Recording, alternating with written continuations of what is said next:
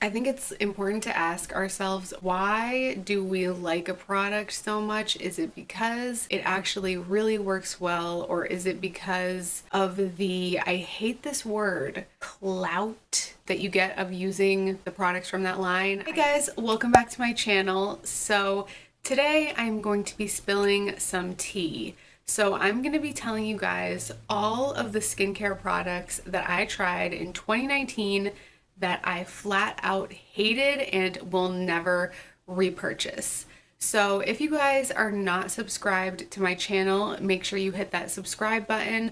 I have so many video ideas for 2020 for skincare, hair, and everything beauty.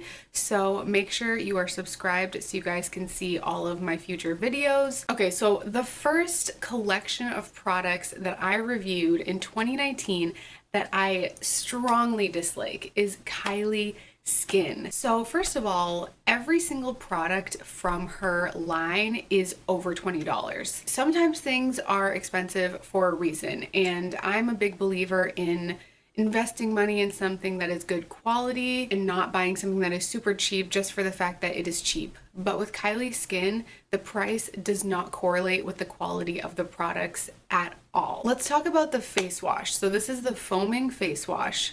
This is $24, and there's no reason why this face wash should cost $24.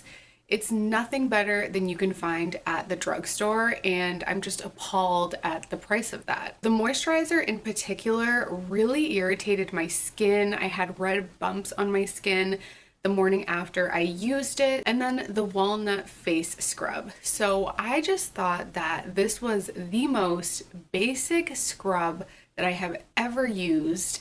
And again, it's just mind-blowing to me that she charged so much for it when you can literally find something that is just as good or better at the drugstore. So many people were complaining about the walnut face scrub because of the fact that it's apparently really harsh on your skin. And I mean, yes, it's harsh. It felt harsh. My skin didn't feel irritated from it. It just was so bland. Like, there was nothing special about it at all. Honestly, nothing from this line was flat out horrible.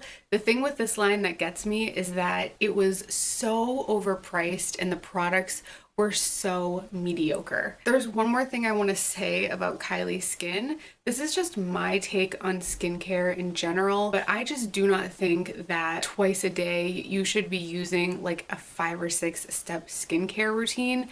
I think that's unnecessary. For my skin at least, that irritates my skin. So the fact that she's selling this, like, I don't even remember how many products, like 6 or 7 step skincare routine is just, in my opinion, unnecessary. Okay, so the next skincare product that I tried in 2019 that I really did not like was Nivea face cream. So I actually had really high expectations of this face cream.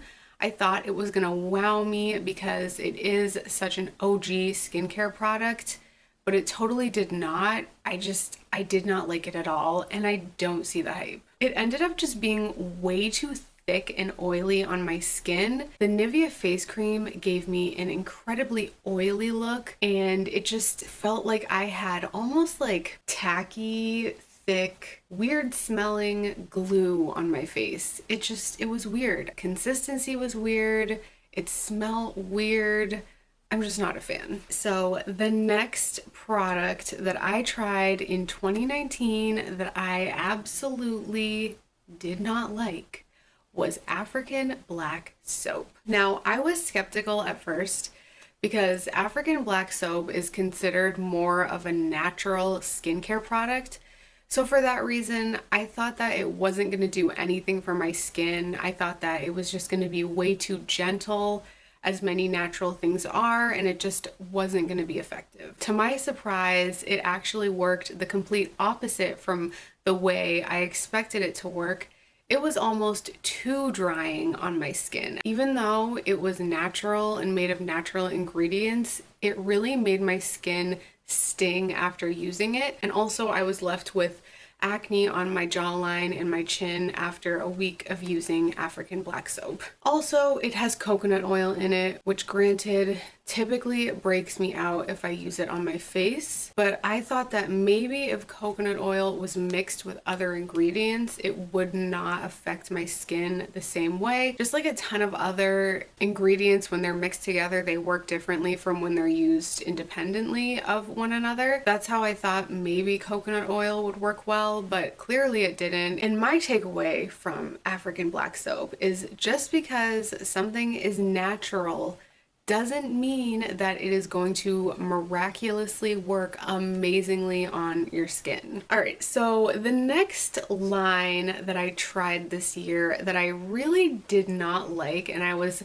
extremely underwhelmed with was Glossier. And I'm honestly surprised because I feel like Glossier has a huge social media presence. There's so much hype behind the brand. I had very, very high expectations for it, and everything from what I tested was extremely basic. So my issue with Glossier is not that the products are terrible and that they severely irritated my skin, because they didn't. Nothing from what I tried was awful. The issue that I have with Glossier is that for products that are priced more expensive than products that you would find at the drugstore, for example, pretty much everything is over 20 bucks except for a few items like the Milky Jelly Cleanser, that is $9, and the Milky Oil, which is like the makeup remover, that's $12, and then the Soothing Face Mist is $15. Those are all semi-reasonably priced, but they're just such basic products. And for each product that I tried by Glossier, I could think of something that was equally as good or better that you could get at the drugstore for less expensive. I actually did obviously a full review of Glossier, and in the description of that video I listed a ton of dupes for the skincare products that I tried that are from the drugstore and that are less expensive.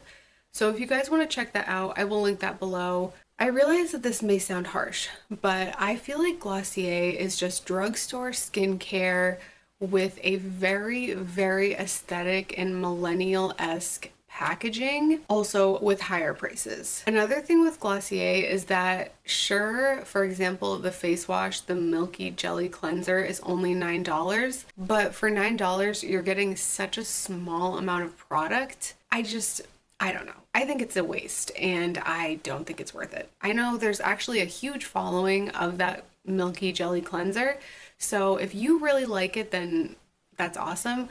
But I think it's important to ask ourselves, why do we like a product so much? Is it because it actually really works well, or is it because of the, I hate this word, clout that you get of using the products from that line? I don't know. I feel like that's the moral of 2019 when it comes to products. Why are you using something? Ask yourself. So I did write down 5 of the products that I tried that I think are a complete waste of money, for me at least. So first of all, the Mega Greens Galaxy Pack Face Mask is $22. There was absolutely nothing about that face mask that wowed me whatsoever. Okay, this is the last thing I'm gonna say about Glossier.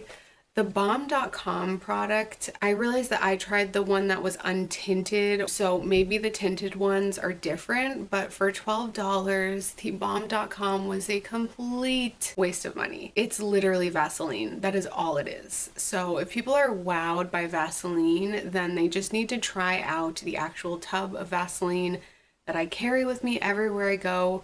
Because yes, it is amazing, it's life-changing, it is a necessity of mine, but it's so much less expensive than the $12 tiny tube of Balm.com. Okay, I feel like I'm roasting them and I feel bad. If you guys like the stuff I'm talking about, don't take offense to what I'm saying. Know that this is just my opinion. Next, we have skincare fridges, or a skincare mini fridge. This was another product that I thought was just completely useless. The only thing that the fridge has going for itself is that it is cute. I think there are 2 conditions in which a skincare fridge would be useful for you. If, first of all, you actually think that refrigerating your skincare products is helpful for your skin, or maybe you just really like the way it feels when you use cooled skincare products, and if your regular refrigerator is too far away from your bathroom. For me, the reason why I thought it was a waste is because my refrigerator is very close to my bathroom. So I would literally be getting the skincare fridge, which I still have,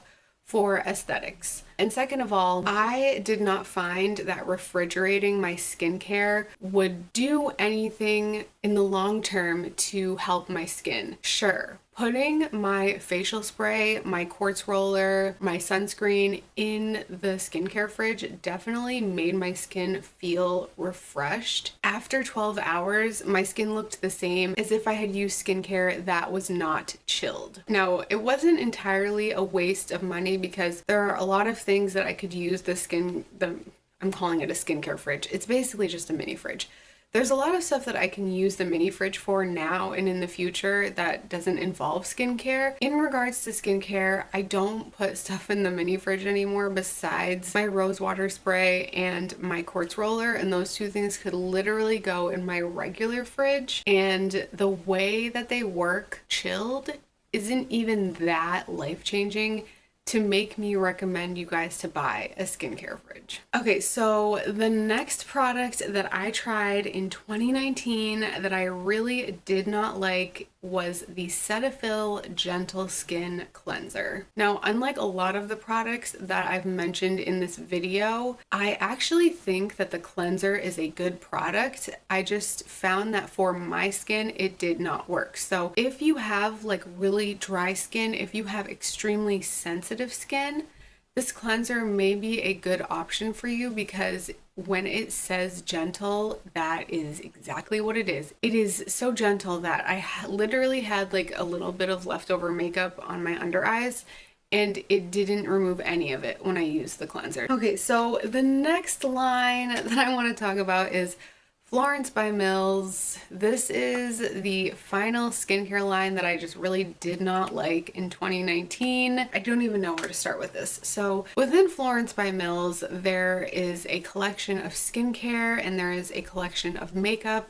Because this is a skincare video, I'm only going to be discussing the skincare, but spoiler alert, if you did not see my Florence by Mills video, I did not like the makeup. Anyway, let's discuss the skincare. So I was just underwhelmed by the Florence by Mills skincare line. Granted, her products for the most part, and when I say her, I mean Millie Bobby Brown, were kind of reasonably priced if you compare them to Kylie Skin, and the fact that it's a beauty line that is coming from a celebrity. Usually those types of products are really expensive. They weren't as expensive as I had expected. However, there were two products from that line that I just thought were overpriced and I really did not like. So first of all, the swimming under the eye gel pads were $34. When I tried them, I just thought that that was a complete waste of money. I don't think that they needed to be $34. There was nothing about them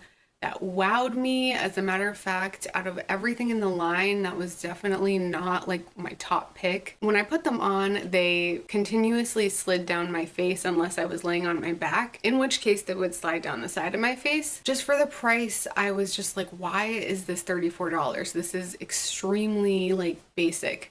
And then also the Glow Peel Mask. What is it called? The Mind Glowing Peel Mask was $20. And I just thought that that mask was not good at all. So I feel like that mask was really just for aesthetics. It was like bright pink, it was sparkly, it was a peel off mask. And it didn't really do much for my skin.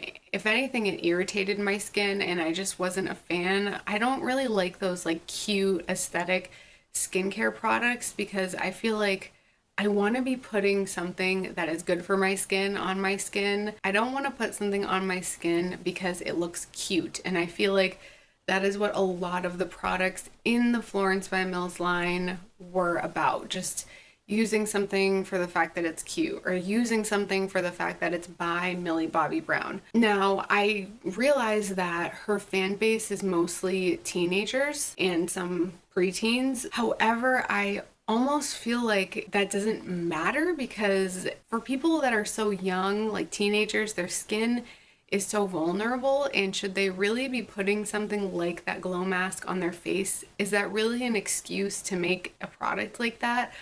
I don't think it is, but I can see that, like, if you're gonna use the mask once a month at a sleepover with your friends, I think that's totally fine. But I just don't like the idea that just because someone's young, then that means that they should be putting all of these, I don't know, cute skincare products on their face, when everyone, no matter what age you are, you should be putting something of good quality on your face. So that's just my opinion, and not something that is just intended to be cute looking. Does that make sense? I hope that makes sense. There you have it. I just spilled the tea on all of the products that I really did not like in 2019. I hope you guys enjoyed this video. If you guys want to see further videos from me, I will put them right here and right here. You guys can click here to see my Florence by Mills video, and you guys can click here to see my Glossier video. And also you guys can click here to subscribe to my channel. So I hope you guys enjoyed this video. I love all of you, and I will talk to you guys next time.